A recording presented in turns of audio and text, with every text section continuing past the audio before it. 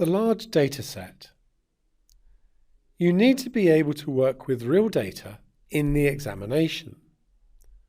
Some of this data will be based on the large data set provided by Edexcel.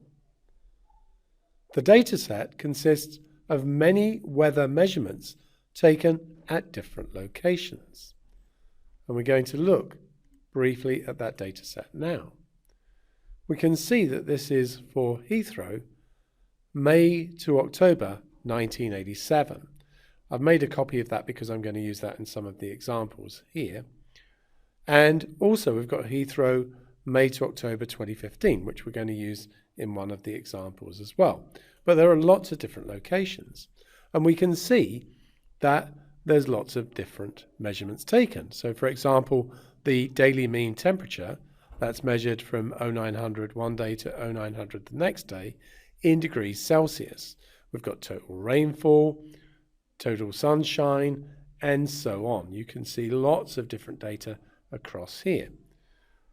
Some of the data is missing or not applicable for some of the measurements, and we're going to mention that in one of the examples as well. And we can see the dates down here going from the 1st of May, and if we scroll all the way down, we can see it goes to the end of October, so a 6-month period of data.